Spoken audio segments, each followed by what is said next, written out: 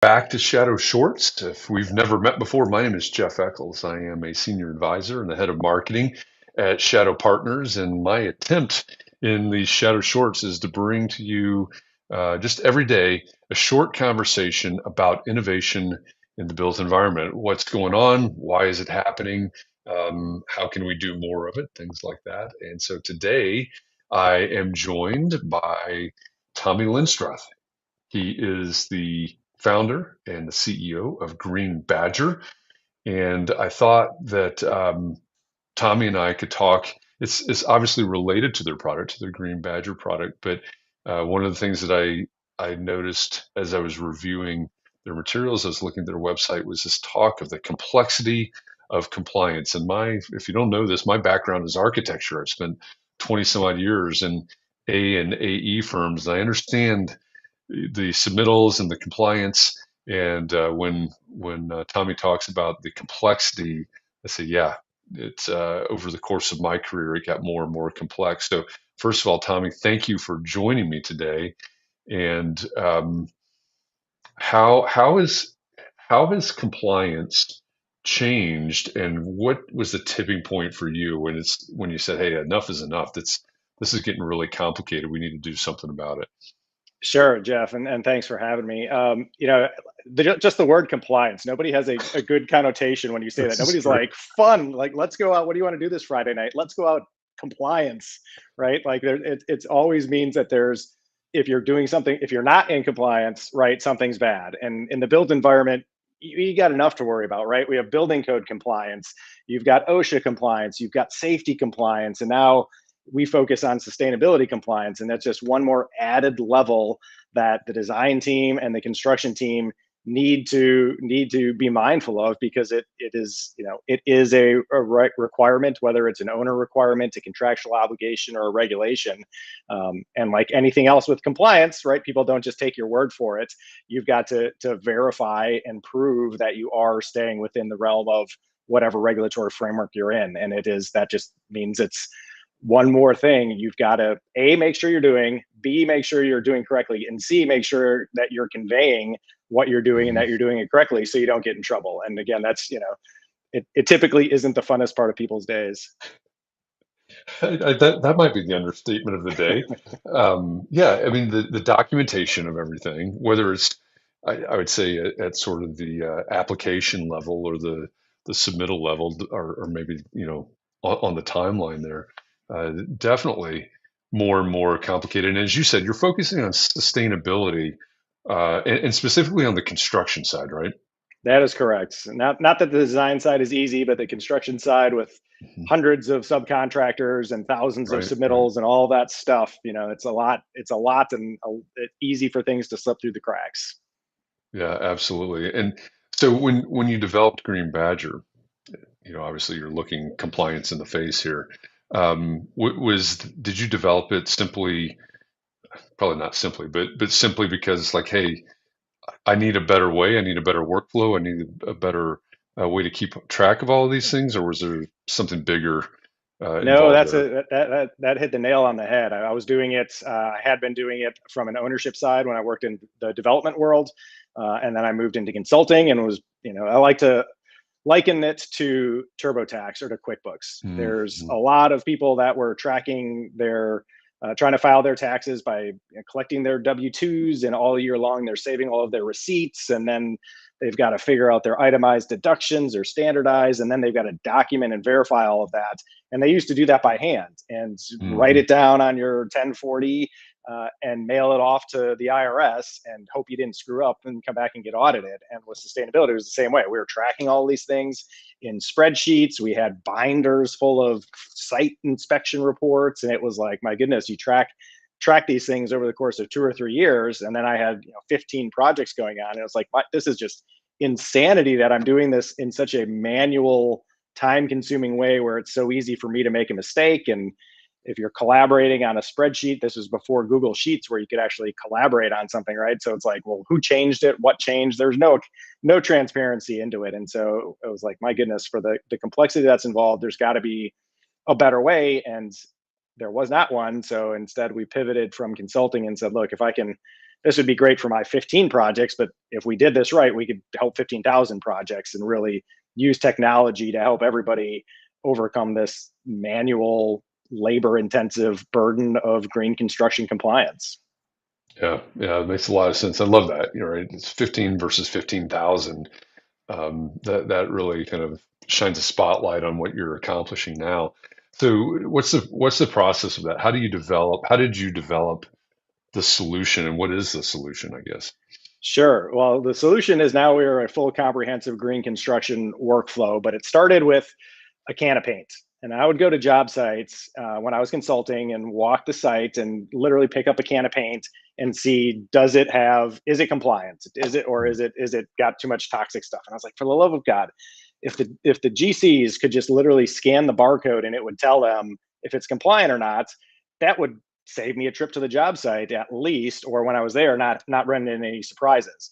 And so we built just a really basic prototype that built a database of products with their green attribute for paints and sealants and things like that. And it's like, okay, I can go to the site and I can verify this. Pretty cool. I was like, all right, what else is actually involved now? What else am I harping on these guys? Okay, product submittals. Would it be beneficial if I could see that submittal on my phone? Yeah. All right. They're taking all of these pictures, or they have a checklist. They're literally walking around the job site inspecting silt fence and erosion control measures. Could they just do that from their phone?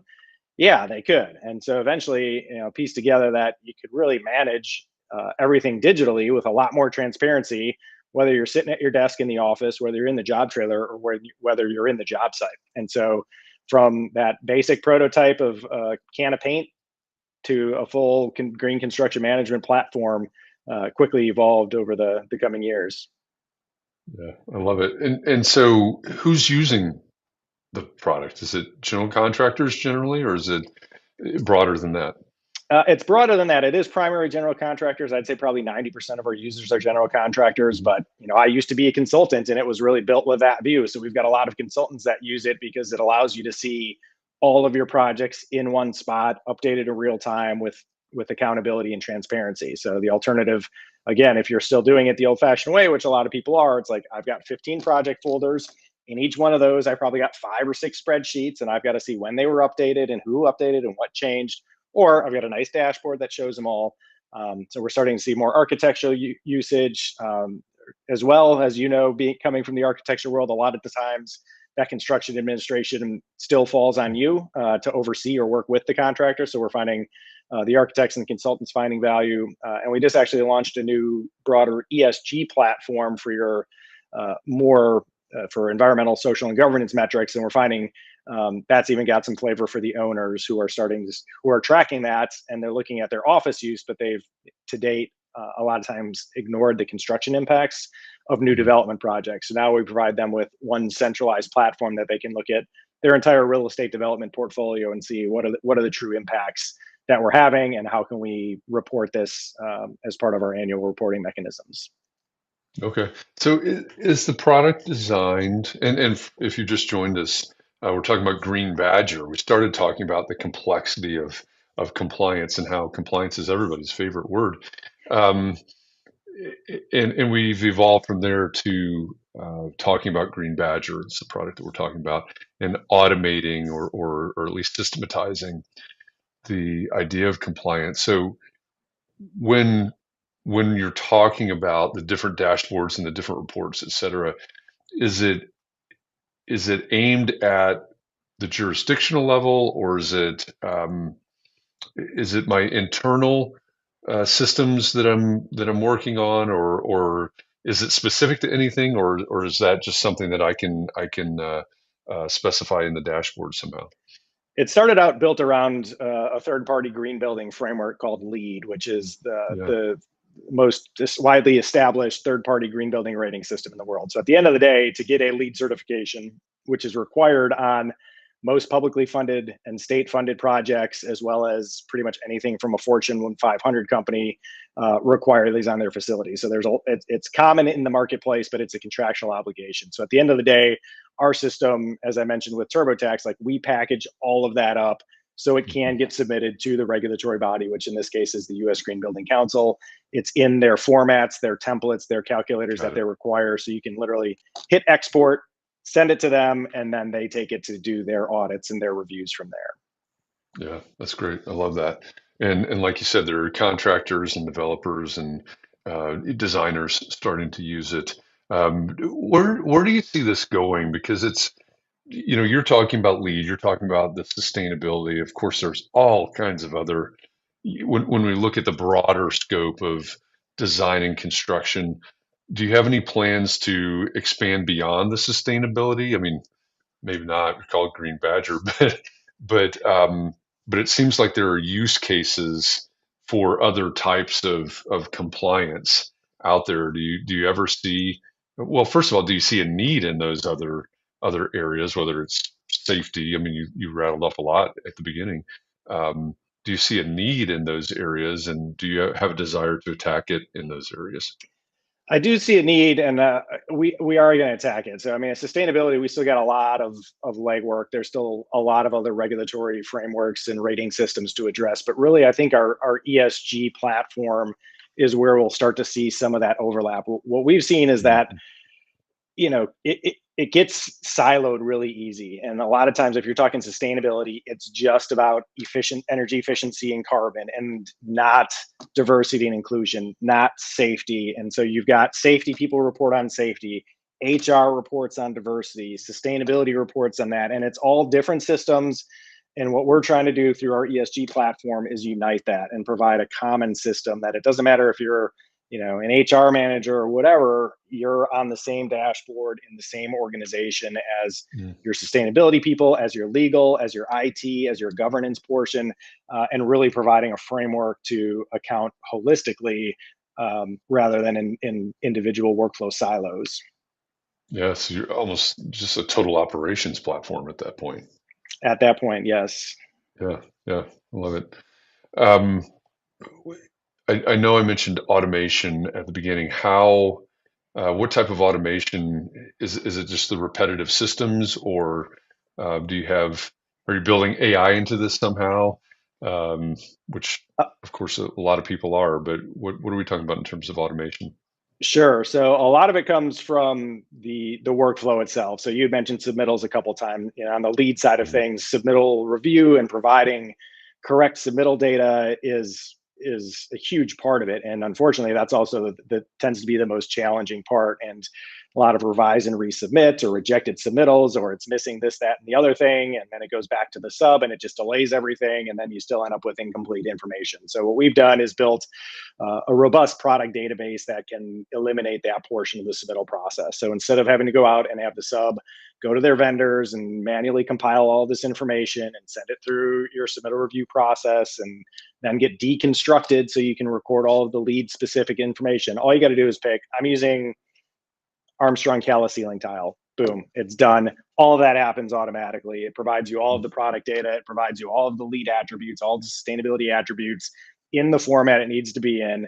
And then it again tallies it and is formatting everything into that final submittal package. So instead of taking that submittal, parsing it apart, typing it in a spreadsheet, saving each piece into separate folders, if it's all correct to begin with, I mean, even if it's a correct submittal with all that information, you would literally have to take it. Your ceiling tile submittal is going to have 600 pages, of which you need 10 from a lead side of things. So you got to pull those out. You've got to read and determine what attribute, what recycled content does it have? I don't know. I got to go through 600 pages and find it. I've got to type it in a spreadsheet. I've got to save all that information so that at the end of the day I can submit it. So we eliminate that. So that's our biggest automation, is just instantaneous product verification and validation, and then really just automating that your submission to the U.S. Green Building Council, because it puts it into all of the forms and templates you need it to go into.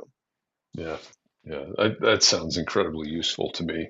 I remember being 20 something years old and in an office and having to, a long time before Lead came along, by the way, but having to pull all that information together on the specification side and sample side. So this sounds amazing to me. It sounds like a very valid problem and a great solution to the problem. If you want to know more about Green Badger, the URL is in the bottom left-hand corner of your screen right now, getgreenbadger.com. And of course, you could reach out to Tommy on LinkedIn or just go through the website and connect with somebody over there at Green Badger. And if these kinds of conversations are interesting to you, first of all, we'll be back tomorrow with another of these shadow shorts, just short form conversations about one idea, one big idea every day. But if you would like to go deeper into these types of conversations, later in October, the 24th through 26th of October this year, in Atlanta, we will host Shadow Summit. It's the 7th annual Shadow Summit. And one of the things that sets this event apart from other conferences is, as one of my colleagues put it, we geek out on conversations like this. We have these types of conversations and we go really deep into them. They're not surface level. They're not broad stroke conversations. We really dig deep into very specific topics having to do with innovation in the built environment, problems, solutions, and innovation. And as our CEO, KP Reddy, put it, the Shadow Summit 2023 will be a Cliffs Notes version of everything that's happened this year in terms of innovation for the built environment and a preview of what you would need to plan for and budget for 2024. So if any of that sounds like something that you need, go to shadowsummit.com. We're continually updating that website these days. We just did a walkthrough of the venues that we'll be using for Shadow Summit. We did that yesterday. If you joined me yesterday, I was live from one of those venues on the Georgia Tech campus there in Atlanta. So shadowsummit.com is where you can find more about that. But in the meantime, go to getgreenbadger.com, find out more about Green Badger, use it for your team. Tommy, thank you for this conversation. Appreciate it, and appreciate you joining me. A mobile edition for you from where you are. Appreciate the conversation today. Thanks for the time. I appreciate it. Absolutely. Glad to have you here. And thanks to everybody out there. We'll be back again tomorrow with another Shadow Short where we'll talk about another topic regarding innovation for the built environment. See you tomorrow, everybody. All right. Welcome back to Shadow Shorts. If we've never met before, my name is Jeff Echols, and I am a senior advisor and the head of marketing for Shadow Partners. And I am joined today, although we've just lost our camera here, we're going to give it a second. My camera quit working, but can you hear me, Jeff? I can hear you. I can hear you, Carla. So let me introduce Carla Johnson. She is an expert on innovation, and she's the author of Rethink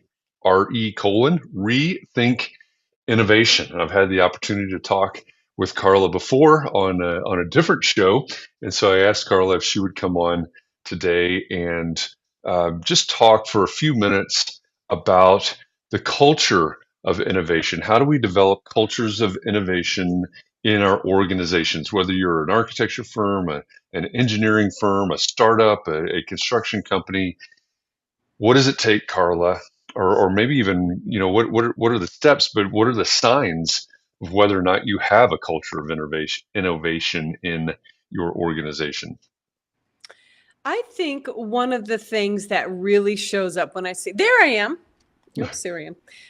Really shows up in a culture of innovation is I ask this question to people: does your boss support your ideas?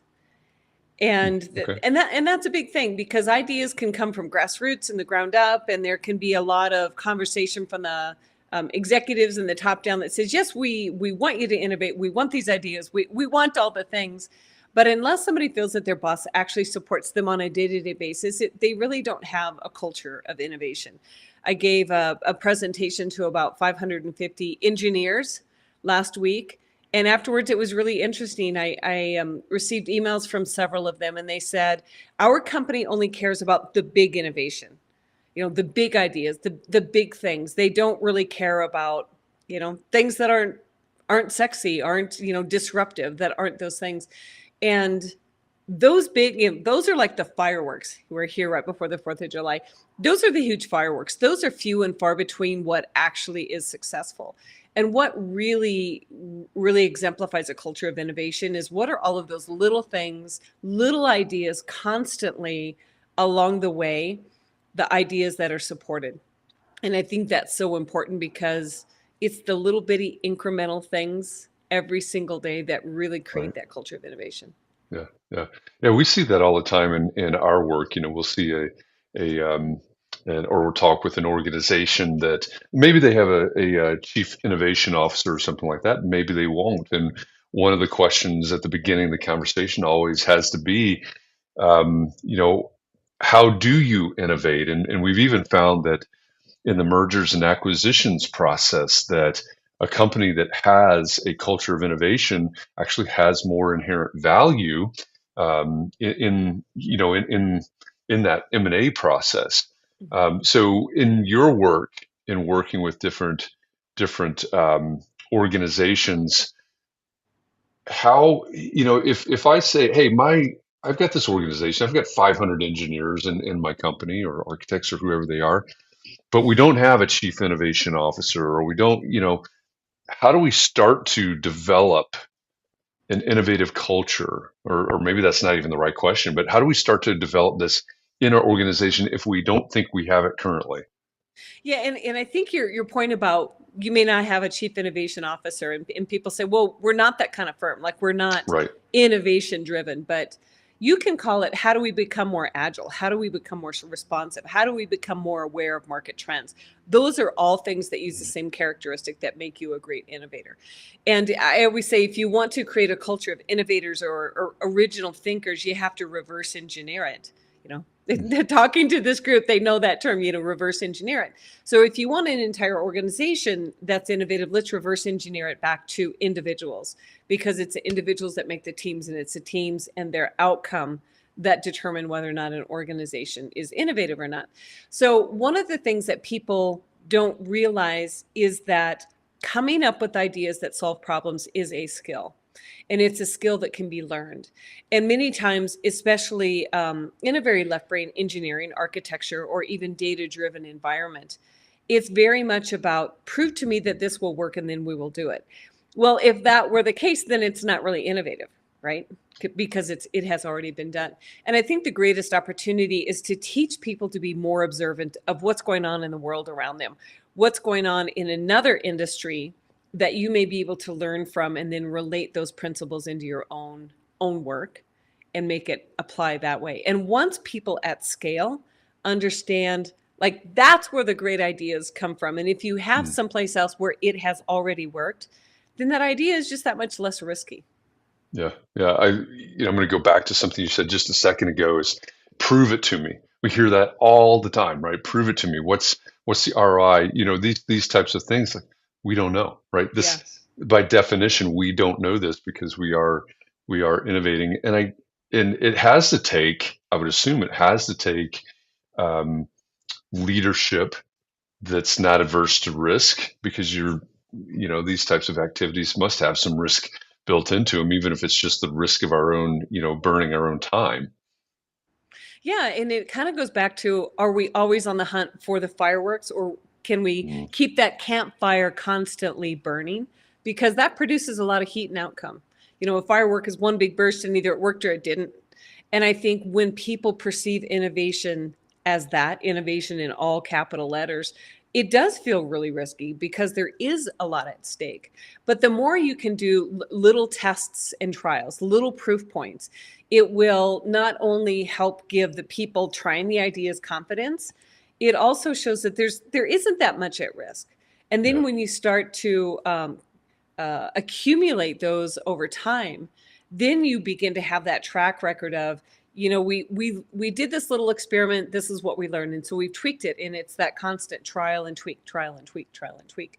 And that's why it's so important when you look at that whole culture of innovation to really support the little ideas every single day, because that's what ultimately adds up to the big ideas and big impact.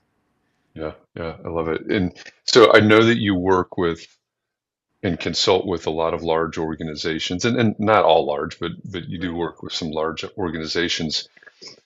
What When you think across the landscape of all the people that you've worked with and all the knowledge and expertise that you've built up around innovation over the years, what are some of the maybe key benefits um, to organizations that truly do have a culture of innovation? I think that the biggest benefit is that, especially now as we talk about how hard it is to hire people, is that it makes people care about the work that they do. And when you wake up every single day and you know that your ideas matter, they might not be the right ideas, but your ideas matter, and you have an impact at whatever level of the organization that you work, that's really powerful. That's a Yeah. really powerful emotional connection between the employee and the employer. And I think there's an incredible opportunity. In my book, I share the story about Park Mobile and how every 6 months they have an innovation week that does involve everybody in the organization, but it doesn't mean everybody's the idea person. Maybe somebody says, I'm really good at organizing ideas and seeing a storyline. And maybe somebody else says, I'm pretty good at putting PowerPoints together. So that's what I will do. But there was a woman who worked in the accounting department, and out of Innovation Week, she had an idea. There was a report that she ran every single month that took her 40 manual hours. So 25% of her month, a week, every single month. She taught herself a programming language, and that report now takes about 10 minutes to run. So you think about that in these terms: very little risk, very little investment. But what if you could get 12 more weeks of value-based work out of your employees, every single one of your employees, for a year? Think what that does, and also what it does for them to know, I don't have to sit here and work on this mind-numbing kind of work. Yeah. I have the ability to see, ways to fix this and make my work more fun for me. And I think that's an incredibly powerful position to be in. Yeah, that's a great example. I remember that one from the book, and that's a Yeah. really great point. It's yes, there are so many different levels, right? It's the personal level for the employee, the satisfaction, the recruiting, and the retention. Um, Certainly ROI in that particular example, probably a monetary, I suppose, Yeah. ROI Yes. to that example, but there are a lot of benefits. Do you have another favorite example of the result of having an innovative culture? I came across this example recently, and I thought it was really fascinating. It was a children's hospital in the UK, and they had their metrics for taking high-risk patients from the surgery room, transporting them, and then into ICU wasn't where they wanted it to be. And one of the doctors, after he had done 2 surgeries in the morning, went into the break room and he sat down and he's like, the stress and the pressure of all of this was tremendous. And he happened to look up on the TV and Formula One racing was on. And he watched the car go through the pit stop. And he said, we're very similar. We have an incredible amount of critical work to do in a very short amount of time by a group of people, right? And so they actually reached out to the Formula One team and said, we want to learn from you how you do this and see what we can do. Now, the first team that they reached out to, they said, well, let's re-engineer the whole patient pathway from the surgery room to the ICU, which seems like it would make sense, except the answer was to use a bed that would be the same bed in surgery, transport to ICU, and then in ICU. And that was just cost prohibitive because they would have to replace all their beds in the hospital. And manufacturers said, we don't have enough of a critical mass of customers to do that. So, like a lot of ideas, not every idea is the right one at first, right? So what they did is that they learned from the Formula One team how they all communicated, how people would step forward and then step back at the right times.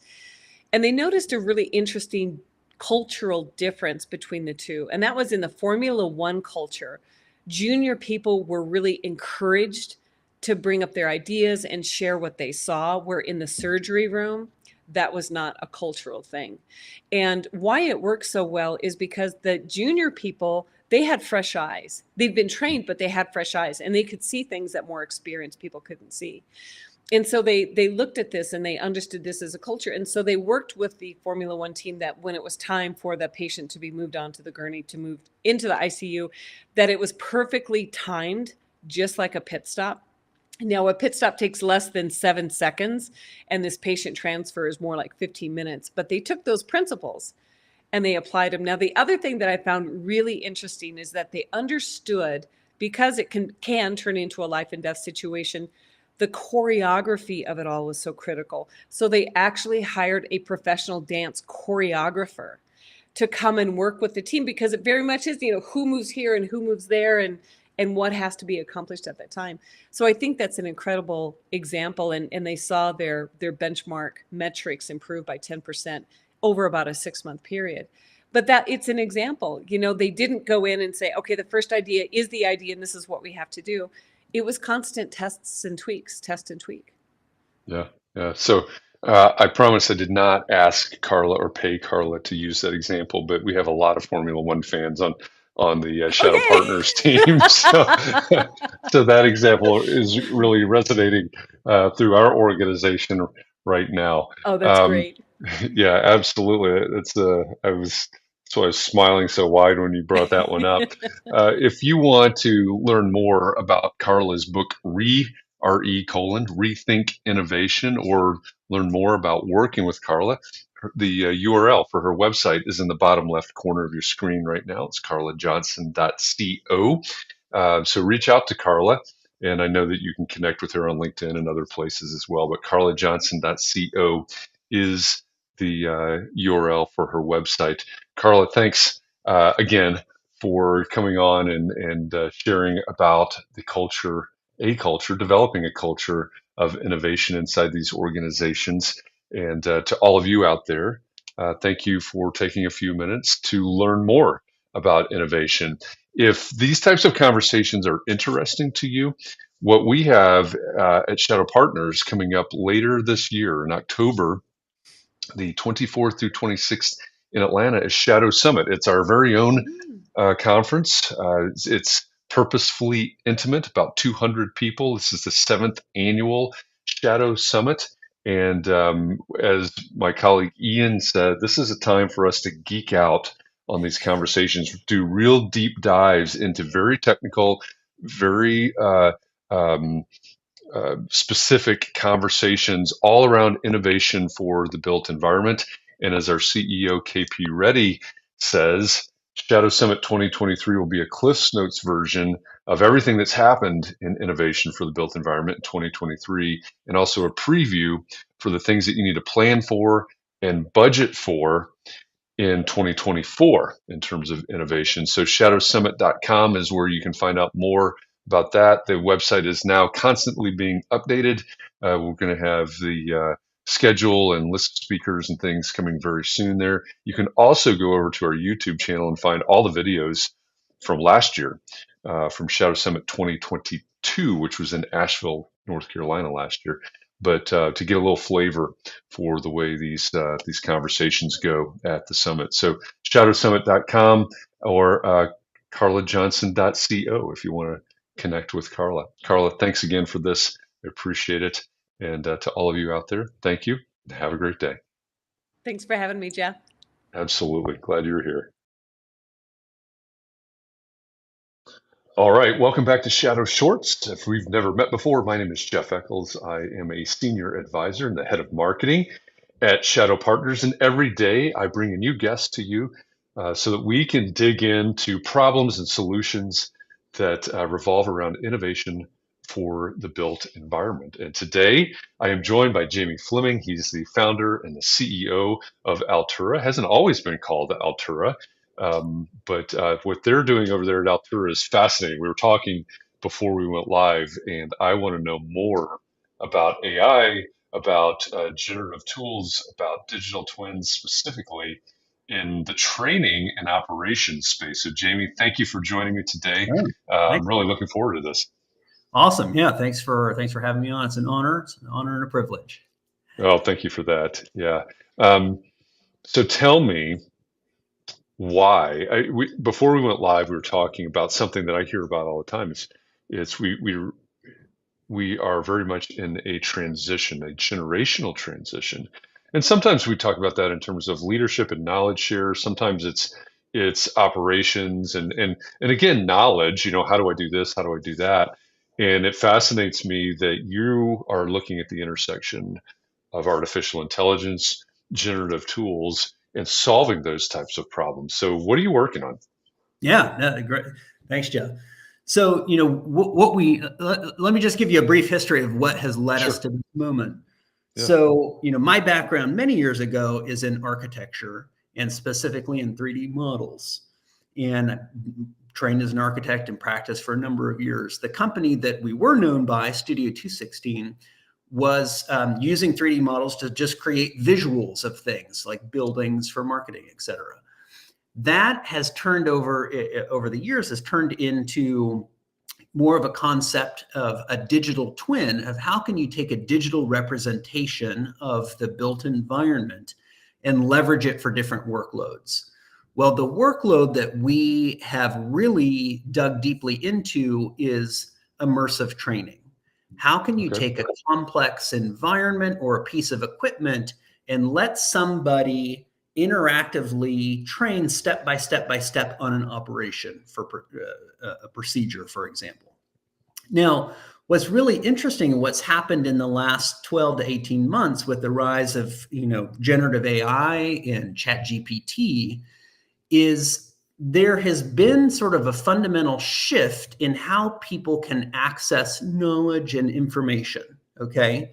Because there's a chat interface now that you can essentially, like you could Google anything and then start seeing search results. What's so fascinating about chat and generative AI is that you can get specific information back from the chat that you ask, okay? Mm-hmm. So what does this have to do with training? Well, the number one problem for frontline workers globally is a knowledge problem. You have an aging workforce of people who have, say, maintained your boiler in your building for 30 years and they're retiring. Well, who's going to take over that? And how do they know every last bit of information of what this person has learned about how this particular piece of equipment works? So you've got an aging workforce. You've got a lack of new people attracted to many of these positions. And we just have more sophisticated, complex equipment and machinery entering the market all the time.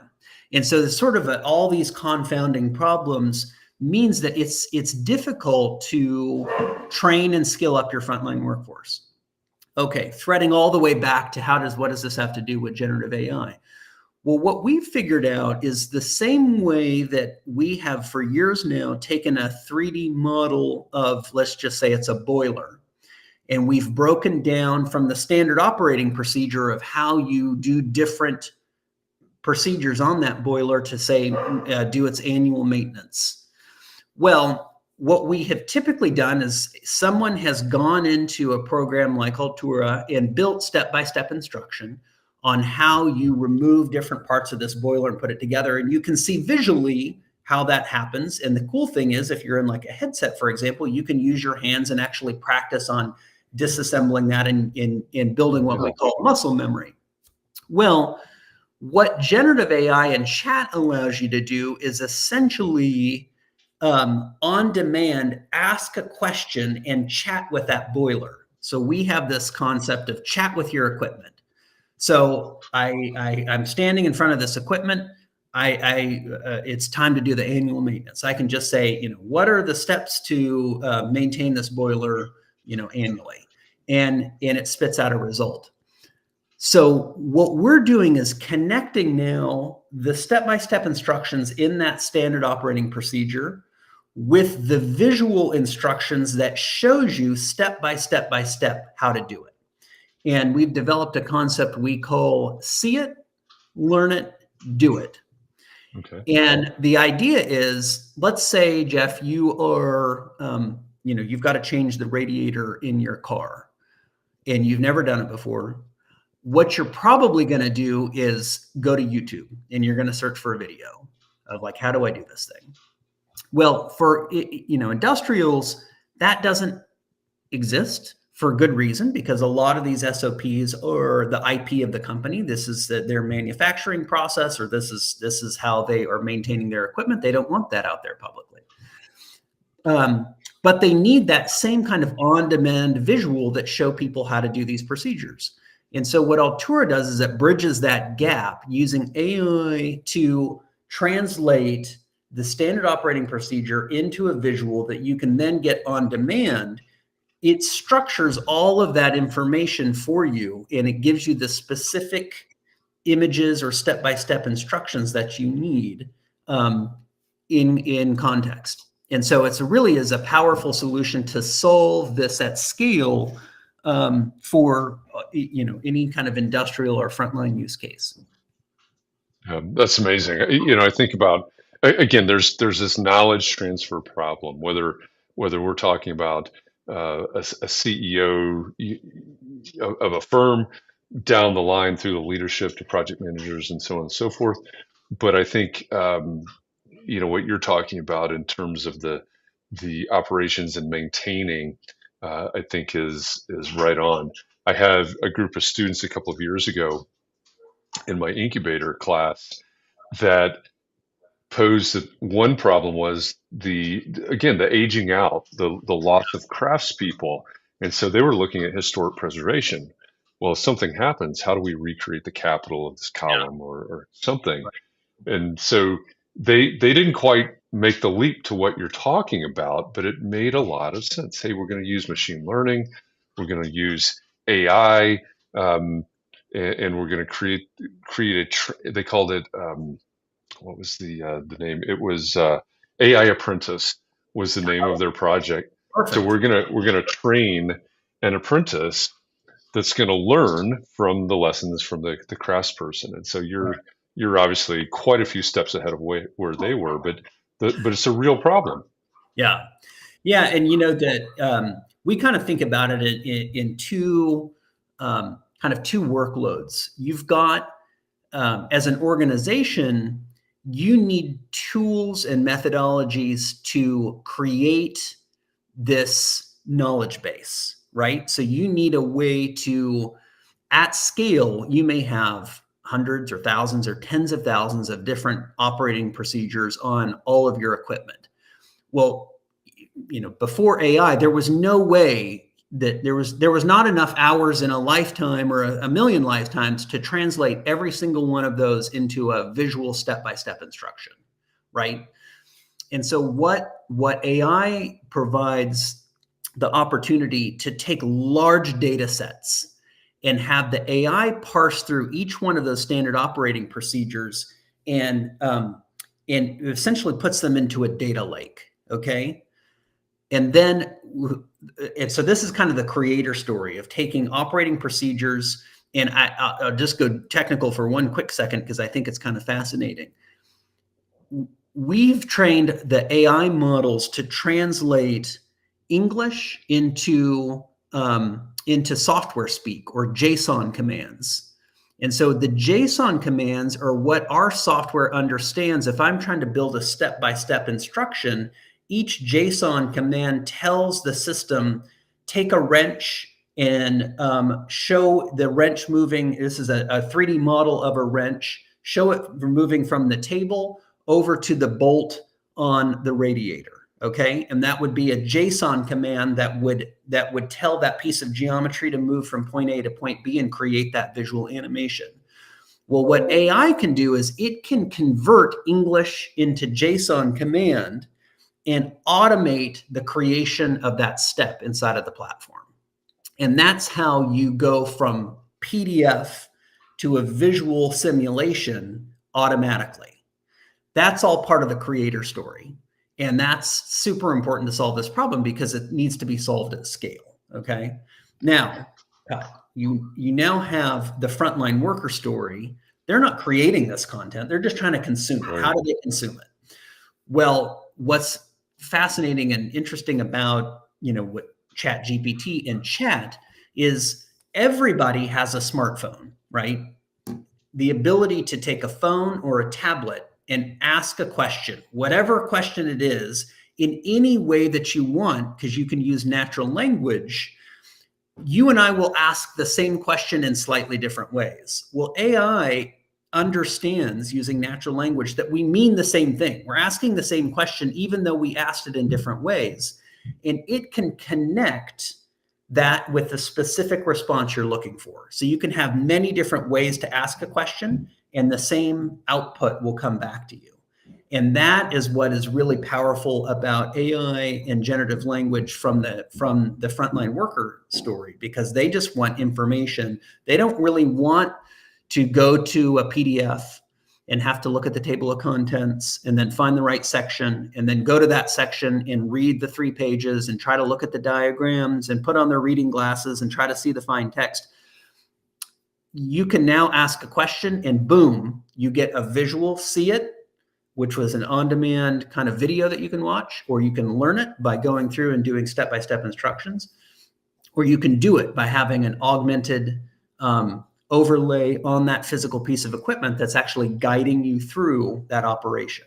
And so see it, learn it, do it is the new way that frontline workers can perform their jobs. That's amazing, and it as you're describing it, I felt that. It's like that's me, the reading glasses and the whole bit. Absolutely, it makes sense.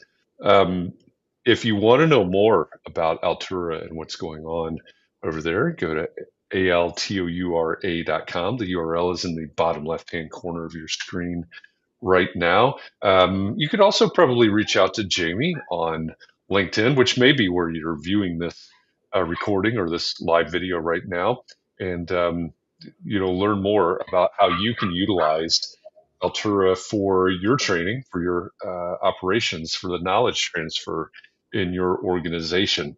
And if you enjoy conversations like this, first of all, Shadow Shorts. The goal is to have Shadow Shorts be a daily show every single day, of bringing a new guest to you to talk about innovation for the built environment. Sometimes it's AI and generative design. Sometimes it's sustainability or code issues, housing issues. Who knows what it's going to be?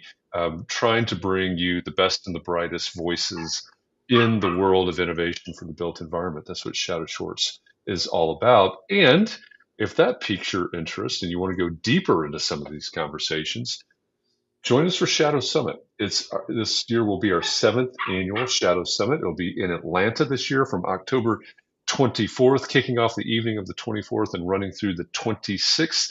We are constantly updating the website right now as speakers are falling into place and we're getting things scheduled out. So go to shadowsummit.com for more information on that. Jamie Fleming, thank you so much for joining me for this conversation. This has been a lot of fun. Yeah, awesome. Thanks for having me.